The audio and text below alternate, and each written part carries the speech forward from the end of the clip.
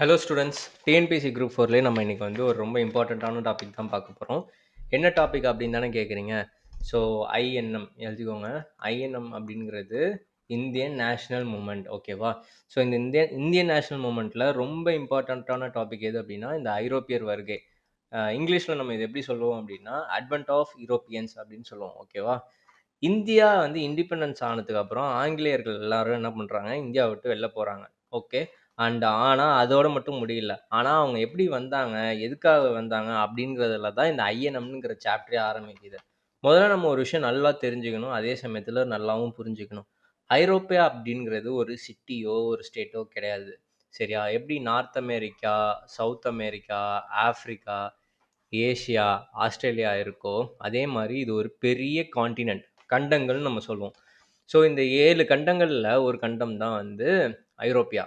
So இந்த ஐரோப்பியாவில் பார்த்தீங்க அப்படின்னா இந்த பெரிய காண்டினென்ட் இது வந்து இங்கிலீஷில் யூரோப் கண்ட்ரீஸ்ன்னு சொல்லுவோம். ஸோ இந்த யூரோப்பில் வந்து என்னென்ன இருக்குது அப்படின்னு பார்த்தீங்கன்னா அயர்லாந்து இருக்குது, பிரிட்டிஷோட யுனைடெட் கிங்டம் இருக்குது, France, Germany, Italy, Norway, Sweden. So இவங்க எல்லாருமே ஒன்று சேர்ந்த ஒரு கண்டம் தான் வந்து ஐரோப்பிய கண்டம். ஸோ இந்த சிட்டிஸில் ஆட்சி பண்ணிட்டு இருந்த கவர்மெண்ட் எல்லாருமே வந்து டைரெக்டாக வந்து இந்தியாவை ஆட்சி பண்ணல. ஸோ ஐரோப்பியர்களும் அதே மாதிரி வந்து டைரெக்டாக இந்தியாவை வந்து ஆட்சி செய்யலை. சரி, அதுக்கு பதிலாக என்ன பண்ணாங்க, எப்படி வந்தாங்க அப்படின்னு பார்த்தீங்க அப்படின்னா அங்கே இருக்க பிஸ்னஸ் பர்சன், ட்ரேடர்ஸ் எல்லாரும் சேர்ந்து ஒரு ஒரு ஒரு ஒன்று சேர்ந்துக்கிறாங்கன்னே சொல்லலாம். ஸோ இவங்கள அதாவது வியாபாரிகள்னு சொல்கிறோம்ல, அங்கே இருக்க வியாபாரிகள் எல்லாம் ஒன்று சேர்ந்து ஒரு ட்ரேடிங் கம்பெனி ஆரம்பிக்கிறாங்க. ஓகேவா? என்ன ஆரம்பிக்கிறாங்க? Trading company. ஏன்னா நான் ஏன் இது சொல்கிறேன் அப்படின்னா இந்த ட்ரேடிங் கம்பெனிங்கிறது ரொம்ப முக்கியமான ஒரு விஷயம். ஸோ இந்த ட்ரேடிங் கம்பெனிங்கிற நேமில் தான் அவங்க வந்து இந்தியாவுக்குள்ளே வராங்க. ஸோ இப்போ ஆங்கிலேயர்கள் வந்தப்போ என்ன என்ன எப்படி கூப்பிட்டாங்க அப்படின்னா பிரிட்டிஷ் ஈஸ்ட் இந்தியா கம்பெனின்னு கூப்பிட்டாங்க. ஃப்ரெஞ்சு வந்தப்போ ஃப்ரெஞ்ச் ஈஸ்ட் இந்தியா கம்பெனின்னாங்க. டச் வந்தப்போ டச் ஈஸ்ட் இந்தியா கம்பெனின்னு சொன்னாங்க. சரி, அவங்க ஏன் இந்தியாவுக்கு வரணும் அப்படிங்கிற ஒரு மெயினான கொஷின் இருக்குல்ல. அந்த காலத்தில் இந்தியாவில் விளையிற மிளகு, ஏலக்காய், பட்டை, கிராம்பு இந்த மாதிரியான வாசனை திரவியங்களும் ஸ்பைசஸ் ஐரோப்பியாவில் வந்து ரொம்ப வந்து ஒரு டிமாண்டாகவே இருந்துச்சு. ஸோ ஆரம்பத்தில் இவங்க வந்து எப்படி இந்தியாவுக்குள்ள வந்தாங்கன்னா நிலப்பரப்பு வழியாக தான் வந்து வியாபாரமும் வணிகமும் செஞ்சுட்டு இருந்தாங்க. ஓகேவா? ஆனால் 1453 என்ன நடக்குது அப்படின்னா துருக்கியர்கள் என்ன பண்ணுறாங்க, கான்ஸ்டான்டினோப்போல் அப்படிங்கிற நகரத்தை வந்து கைப்பற்றுறாங்க.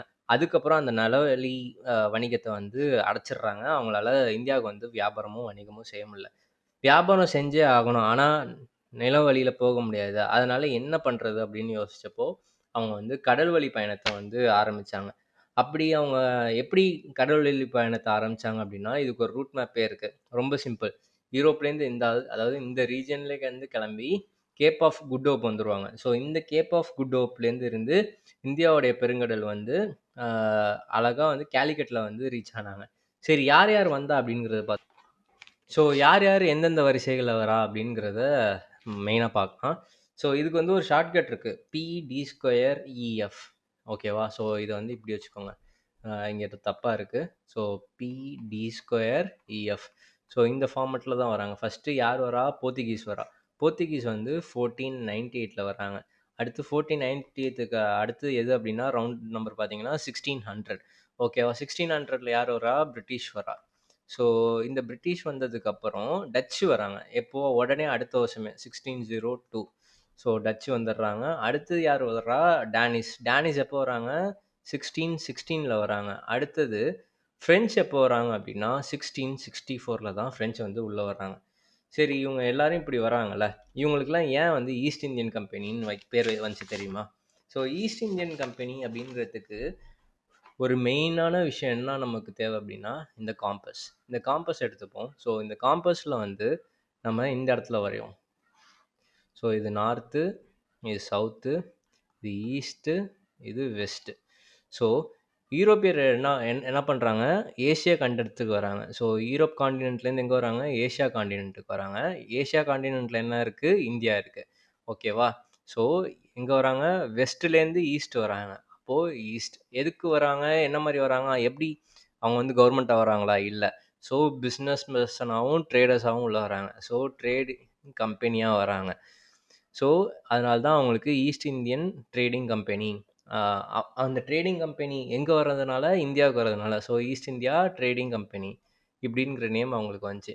ஸோ இந்த யூரோப்பில் இருக்க சிட்டிஸ், அதாவது பிரிட்டிஷ் வந்தால் பிரிட்டிஷ் ஈஸ்ட் இந்தியன் கம்பெனி அப்படின்னு வருது, டச் வந்தால் டச் ஈஸ்ட் இந்தியன் கம்பெனின்னு வருது, ஃப்ரெஞ்ச் வந்தால் ஃப்ரெஞ்ச் ஈஸ்ட் இந்தியன் கம்பெனி வருது.